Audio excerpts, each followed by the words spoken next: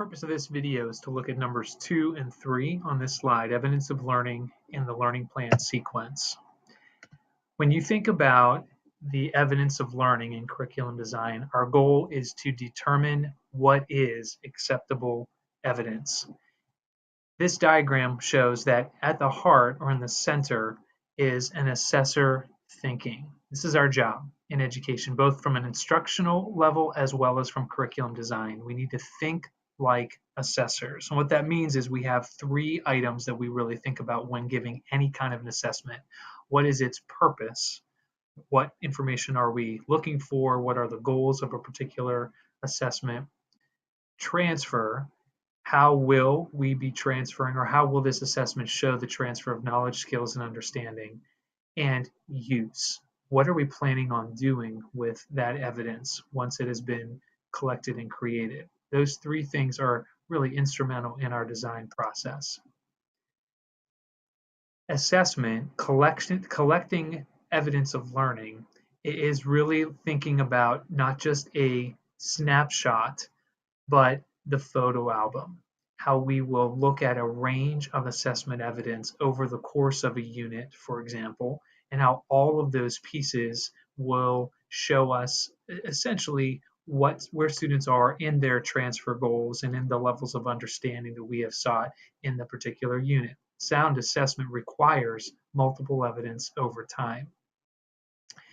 In our system, we have the three tiers of assessment that we have. We have the first one, which is automaticity of skills and knowledge. Those are the routines and practices, things that would be at the DOK1 level. You have rehearsal, DOK2 and 3, and you have things that are authentic. For the purposes of curriculum design, authentic assessment is what we are after. Recognizing that the automaticity of skills and the rehearsal, we're going to have that evidence, but we are not designing that evidence within the curriculum process. Those are things that are done at the instructional level. As a teacher, you're creating assessments that are giving you information from students about those two areas. It would be more advantageous for us to move toward authentic design. How can we really make sure that what we're asking students to do, what assessments we're asking them to do, are things that will have real world application? So in our system at Southwestern, when we look at developing evidence of learning within the curriculum process, we are looking at three required assessment types, all falling within that authentic tier. We have performance tasks, we have writing, and we have self-assessment. Those three areas will give us, if you have all three of those in the course of a unit, knowing that that's all going to be authentic, whatever it is that we have them do, all of those will give you the the photo album of evidence, looking at all three of those areas kind of working together. So the job of a curriculum team is to then create performance task and writing and self-assessment that's really going to capture the transfer goals and the understanding that you have designed for your particular units. When you think about a performance task, and actually I'm going to jump to this slide first. Performance task can be visual, oral, written, project, performance, simulation. It doesn't really matter what mode of a task is. It just has to make sense for the nature of the unit that you're after, with the nature of the transfer goals that you've identified, the level of understanding that you're seeking from students in a particular unit. You create the performance task basically based on what makes sense. So these are all of the different modes that you can have. Now, when you actually put a performance task together, because it's an authentic performance, one thing that's important to consider is the learner interest in that particular assessment. We know that kids are not always going to be motivated to give us everything we want them to do, but we still have to be mindful of something that is going to be interesting or appealing to them.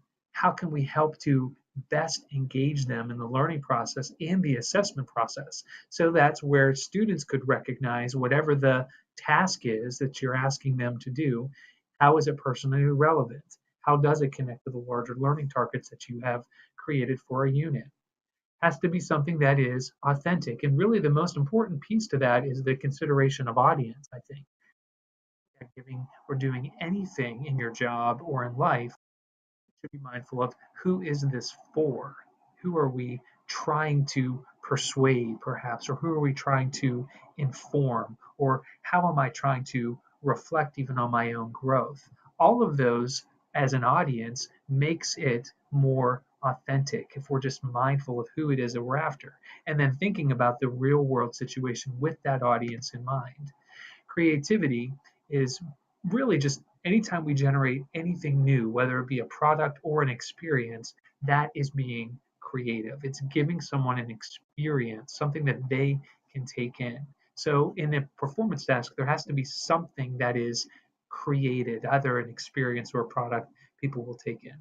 Critical thought, this is kind of self-evident, where you have an opportunity for students to deconstruct the problem or deconstruct the issue, analyze it through deconstruction, and then reflect on or reconstruct it into something new. That's what critical thought, the critical thinking process is all about. These 6 facets of understanding, I'll put another couple of resources together for you to just read more about the facets. When you have performance task, one of these should be, at least one of these should be a factor in the task itself. When students can demonstrate that they can do any one of those 6, they're demonstrating to you that they understand it at some level, whether through its explanation or application or even just their own self-knowledge.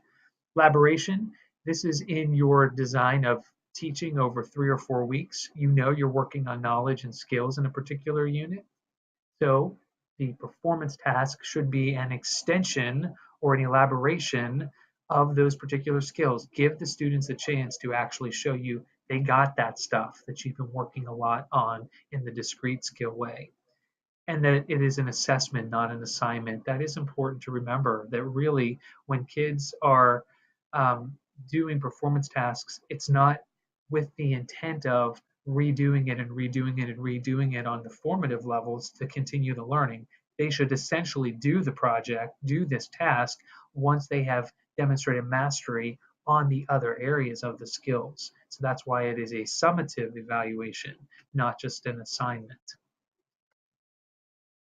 This is an acronym that you can use, and I'll let you look at this on the PowerPoint. I referenced the PowerPoint slides 52 up to 52, and you can take a look at this acronym in a little bit more detail. This is just something you can kind of work through to help you identify whether a performance task is one that is quality. And I didn't give you any more information on the writing and the self-assessment product because I really think the performance task is probably the area to just grapple with the most. Writing is pretty self-evident, and so is self-assessment. But for right now, just thinking about the performance task development is probably the most important piece of where you are as a curriculum team. And then the final piece is this learning plan, this number 3 sequence. And in the learning plan, this acronym, WHERE to, is really something to pay attention to. When you think about putting a learning plan together, and the sequencing on that pacing guide is where you would find this, the way you should think about structuring resources and introducing learning experiences and even looking at discrete instruction and even reflection and assessment is following this basic sequence. The very first thing that we should look at in designing any unit is thinking about where we are going. That's the W of this acronym. So you might use particular material or maybe some videos or maybe a discussion or an introductory activity to give the kids an idea of where we're heading throughout a particular unit. Once you have given them that picture of where they're going, then you need to think, well, how are we going to hook the learners into the particular essential questions or the other transfer goals and understandings we're seeking for them. So that's, again, almost like something that you would do to really draw them in and get them engaged in this process. And then you will explore, experience, and equip. And that's where you have concepts, procedures, and practices that you go over. You teach them the things they need to do. Then you get to the rethink, revise, rehearse, and refine. You just keep going back and forth on these 2 as you're designing and sequencing your pacing guide before you finally get to the evaluation. My time's running up on this video, so I hope this gives you a little bit of a snapshot of this particular piece, and hopefully this will help you in the writing phase next.